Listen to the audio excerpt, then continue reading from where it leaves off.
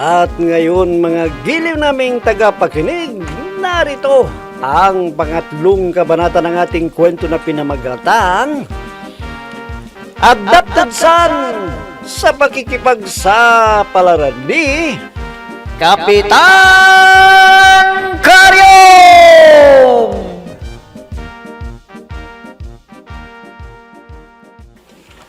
Alay, Bas Mayor Agaton, mahuhulaan kaya ni Pastor Apolon yung kapalaran natin? Hindi ko lang alam, Mayor. Pero hintayin natin ang sasabihin niya. Sana ay magandang resulta ng kapalaran ka, oh. Ako rin sana, Mayor. O, ayan. Nakita ko ng kapalaran ninyo, mga Ginoo. Ah? Ay, anong resulta ng pagkuhula mo sa akin, Pastor? Ang ganda. Ayon sa nakita kong future mo, sa susunod na halalan ikaw pa rin ang magiging mayor. Kahit hindi ka na mangampanya, ikaw at ikaw pa rin ang mananalo. Ha? Ay, ayos. Ayos. Ang ganda pala ng kapalaran ko eh. Pastor Apolonio, ano naman po ang future ko? Katulad ko ba si Mayor na susurtihin din sa susunod na halalan? Nako, ikaw ang minamalas, Vice Mayor.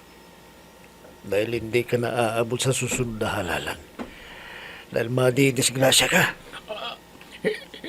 Hindi totoo yan. Ay, nako. Hindi. Ang sama pala ng future mo, Vice Mayor. Hindi ka na raw aabot sa susunod na halalan eh. Pastor Apolonio, baka naman nagkakamali ka sa pinanghula mo sa akin. Siguro hindi para sa akin ang future na yan. Hindi ako pwedeng magkamali. Kaya handa mo ng sarili mo.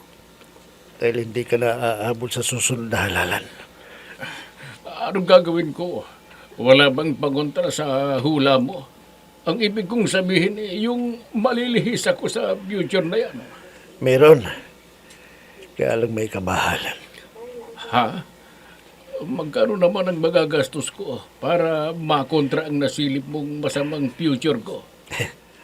Magandang pag-usapan yan. Pero sa ibang araw na lang.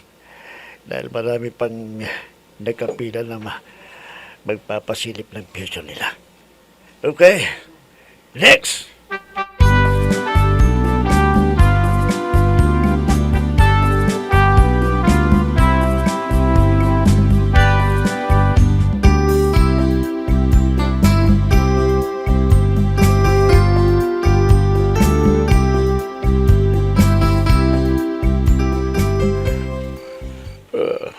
Diyos kong mahabagin.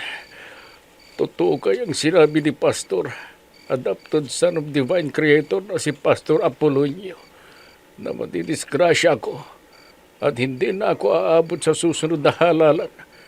Ay naku, natatakot na ako. Hindi na ako makatulog. Sana hindi na ako nagpunta sa kanya. Delikado na pala ang kalagayan ko. Madidisgrasya raw ako. Hindi na ako lalabas ng bahay. Baka kapag lalabas ako may babaril sa akin. O kaya maibabangga ko ang sasakyan ko. Delikado.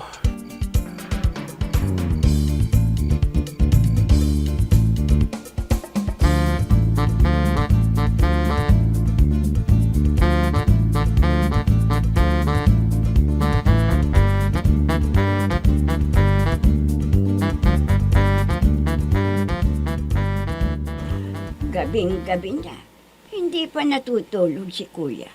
May problema yata siya. Lalapitan ko at kakausapin. Kahit lagi mo kong sinasaktan ang damdamin ko, Kuya, hindi kita matitiis na hindi damayan kung may problema ka. Lalapitan ko na siya at kakausapin. Kuya Agaton? Ha? Ikaw pala, Punyang, mahal kong kapatid. Ha? Kuya, tinawag mo akong kapatid? Kung ganon, wala ka ng sama ng loob sa akin. Wala na po niyang. Ay, salamat naman kung ganon, kuya. Dahil hirap ng kalooban ko. Dahil napapansin ko, ang sama ng loob mo sa akin. Ngayon, masaya na ako. Dahil wala ka ng sama ng loob sa akin, kuya. Ay, mahal na mahal kita, kuya. Mahal na mahal din kita, Unyang kapatid ko. Mula ngayon, ipagtatanggol na kita. Kung may makita akong nang-aapi sa'yo, ipagtatanggol kita, kapatid ko. Ako rin, kuya. Ipagtatanggol kita. Kahit kailan, kahit saan. Ay, Punyag! Nasaan ka? Bakit walang makain, ha? Kuya, Punyag! si Karyong nandyan na. Nagagalit dahil hindi pa ako nakapagluto. Hayaan mo, ako ang bahala sa kanya. Sandali lang. Hoy, bayaw! Bakit mo sinisigaw-sigawan ang kapatid ko, ha? Kung bayaw pagod na pagod akong nagtrabaho sa barangay hall. Pagdating ko, walang makain. Hindi ka siya nakapagsahig. Bakit mo sisigawan, ha? Ha? Bayaw!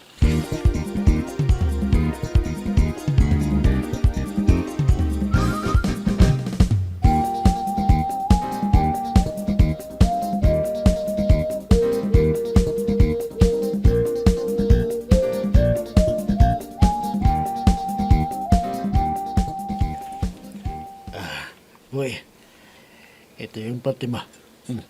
Ha? Ang dami nito, Kuya Pasing. Akin na ba lahat ito? Wala na akong kahati. Wala na, boy. Naibigay ko na rin kay Bunding ang pati niya. Ganun ba? Nako, Kuya Pasing, napakautak mo talaga. Ang dami ng paniwalang-paniwala sa'yo. Akala nila totoong ikaw ay isang pastor na adopted son of divine creator. Oo, boy. Akala nila, totoong bulag ako. At paniwalang-paniwala sila sa mga sinasabi ko. Ano yung sinasabi tungkol kay Vice Mayor Agaton kanina? O nga pala, boy. Mapagkakapirahan naman natin yon. Ha? Pagkakapirahan? Paano, Kuya Pasing? Ganito yan, boy. Sabi ko sa kanya, nang tanungin niya ako tungkol sa future niya.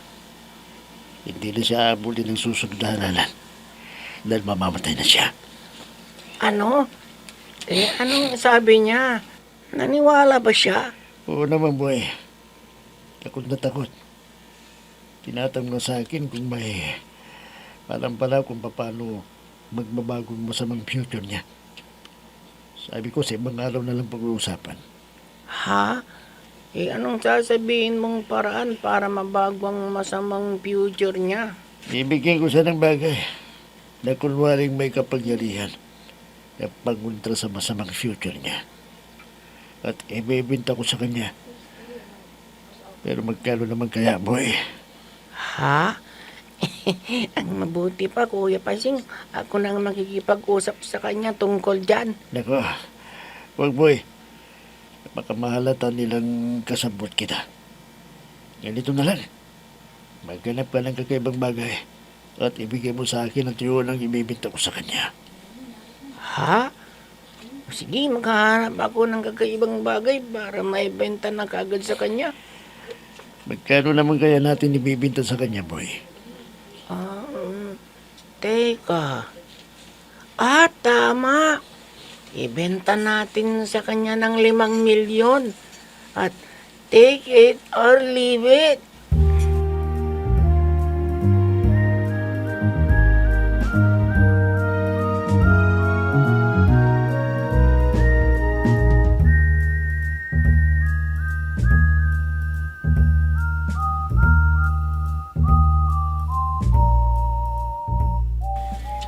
Friend, napansin mo ba si Kapitan? Ha? Oo naman. Pumasok na sa kanyang opisina. Nakita ko rin na pumasok na siya. Pero wala ka bang napansin sa kanya? Ha? Wala naman, friend. Bakit? May napansin ka ba? Meron, friend. Parang iba ang mukha niya eh. Parang malungkot. Hindi na nga niya tayo pinansin eh. Basta na lang pumasok siya sa opisina niya. Teka, baka may problema na naman. Buti pa, papasok ako at tatanungin ko kung may problema siya. Sige, pasukin mo. Kausapin mo nga siya. Baka na-stress at maatake na naman siya. Matagal pa naman ang eleksyon. Next year pa. Oo nga eh. Pagkatapos ng national election, susunod ka agad ang barangay election. Sandali lang ha, friend. Kakausapin ko siya. Baka may mabigat siyang problema. Ano po yung problema ni Kapitan? Bakit ganun siya? Halatang may mabigat siyang problema eh. Kinakabahan ako. Baka ma-stress na naman siya at matake. Delikado kami ni Veronica. Kung mamamatay siya, siguradong si Kagawad Adong ang papalit at administrator kaagad si Kagawad Asyong. At matatanggal na kami ni Veronica sa posisyon namin. Pineng, halika rito! Diyos ko, si Sinasabi ko na nga ba eh. Bakit, friend? Anong nangyari kay Kapitan? Patay na ba siya?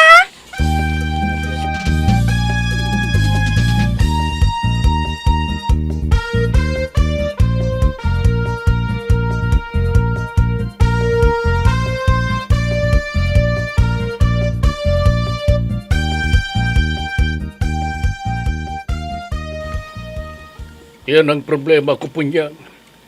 Sabi ni Pastor Apolonio, hindi na aabot ang buhay ko sa susunod na halalan. Mamamatay na raw ako. At alam mo ang sanhi ng kamatayan ko. Aha, ano raw kuya? Mamamatay daw ako dahil sa isang babae. At baka si Karen ang tinutukoy niya. Kaya kapag nagpunta rito si Karen, sabihin mo wala ako ha. Paano kung nandoon ka sa opisina mo at doon nagpunta? Kuan, kailangang lagi kitang kasama sa mga lakad ko para mabantayan mo ako.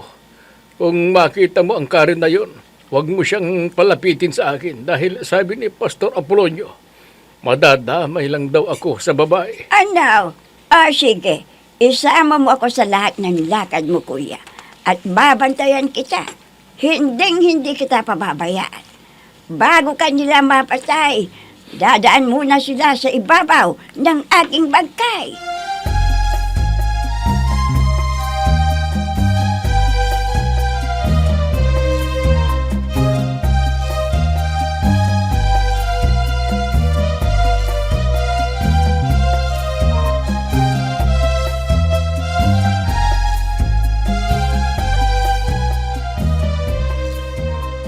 Buti naman at bumalik ka kagad dito, Vice Mayor Agaton.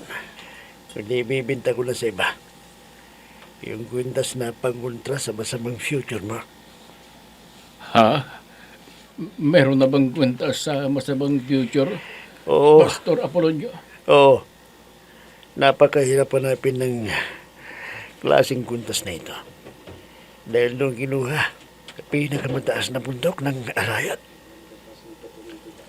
Kung saan napatpad ang arka ni Loa. Kwinta tiso ng isa niyang anak. Magkano naman ang kwintas na yan, Pastor?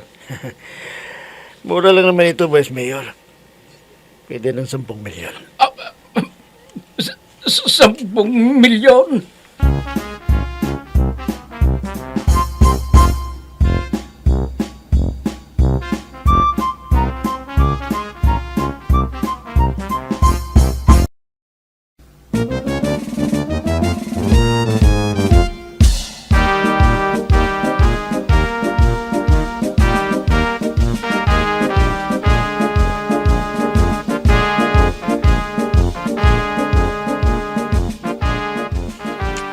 Kuya Pasing, kumusta ang usapan ninyo ni Vice Mayor Agaton? Bibilhin ba niya ang kwintas? Nabigla siya sinabi ko na presyo, boy. Ha? Magkano bang sinabi mo, kuya? Sabi ko, 10 milyon lang. Pero tumatawad siya. 2 milyon lang daw ang pera niya. Naku, 2 milyon. Padagdagan mo, sabihin mo, 8 milyon lang ang last price mo. Oo, boy. Ako lang bahala dyan. Sasabihan ko siya ng kapag bumalik. Palagay mo, babalik pa kaya yun sa'yo? Babalik yung boy. Dahil sinabi ko sa kanya na may bumibili sa kwintas ng 20 milyon. Pero hindi ko binigay dahil siya ang gusto kong makabili. Ganun ba? Ako, matinik kang talaga. Magkapareho tayong matalino. Si Bonjing lang ang bobo. Boy, may darating bukas. Isang mataas na opisyal daw sa ating bansa. Magpapahula sa akin. Ha? Mataas na opisyal? Ano siya? Senador ba? Oo, boy. Senador, gano'n na lang gagawin ko. Sasabihin ko sa kanya na hindi na siya abuti ng susunod na halalan. Ha? Naku. Mag-ingat ka, Kuya Paseng. Baka mabuging tayo. Hindi, boy. Ako bahala.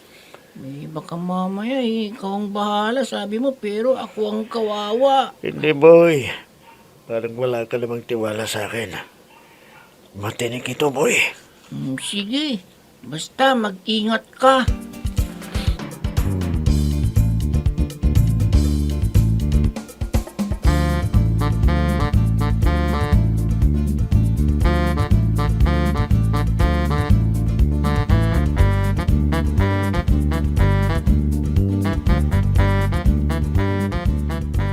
Ay, Kajong! Nasaan ka? Yes, darling. Hindi kwento. Nandito ako po niya. Bakit? Anong kailangan mo sa akin? Kung tinatawag kita, lumapit ka kaagad, ha? Hari ko po niya ang tinga ko. Baka mabingin ako. Aray ko sama na. Bakit? Bakit hindi ka pa nakapagluto, ha? Bakit? Kasi may ginawa pa ako sa opisina eh. Kaya hindi ako nakapagluto kaagad. Uli. Maaga kang umuwi, ha? Para makapagluto ka, ha? Aray ko po niya tama na. Aray ko, nahihirapan ako huminga. Ay, ito ang tandaan mo. Oras na mauulit pa ito. Bububugin kita. Naintindihan mo? Oo po niya. Naintindihan ko. Ay, mabuti naman kung gano'n. Sige, magluto ka na. At pagkatapos mong magluto, magkain ka ng kakainin ka. At siguraduhin mo lang na magugustuhan ko ang lasa. Kundi, ibabalibag ko sa iyo. Mali daw. Ay, oo po niya. Sige, magluto ka na. At sa loob ng kalahating oras at wala pa akong makakain, humanda ka. Bububun kitang animal ka. Naintindihan mo? Oh, bakit hindi ka sumagot kay Punyang, ha? Bayaw, tama na bayaw. Hoy, ito ang tandaan mo, ha? Kung makikita kitang nagagalit sa kapatid ko dahil magagalitin ako, ay baka mapatay kitang animal ka. Bayaw!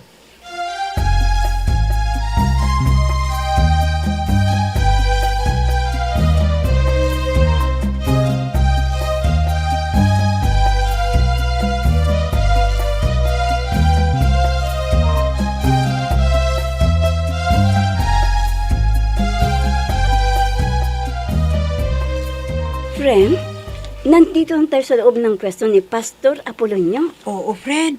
Ano kayang makikita niya sa future natin, ano? Hintayin natin kung anong sasabihin niya.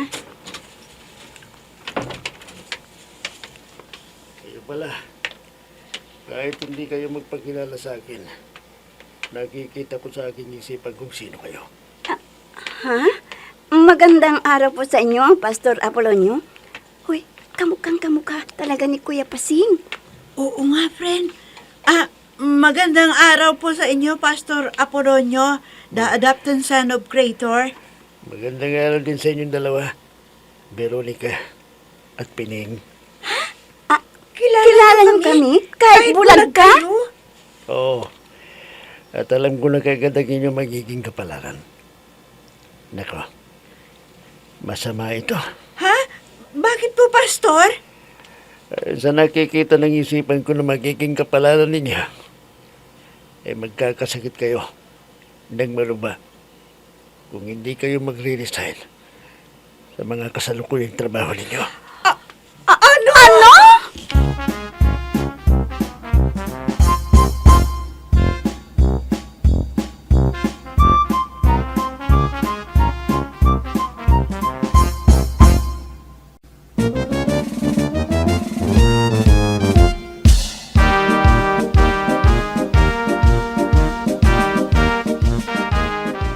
Maniniwala kaya ang dalawa sa peking adopted son? Mga giliw naming tagapakinig, abangan ang susunod na kabanata ng ating kwento na pinamagatang Adopted Son sa pakikipagsapalaran ni Kapitan Karyong!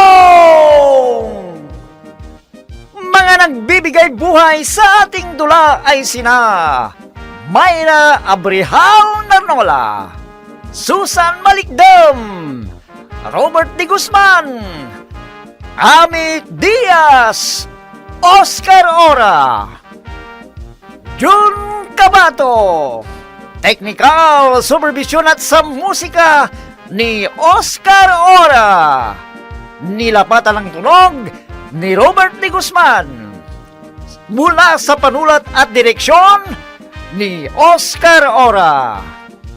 Kapitan Karyong!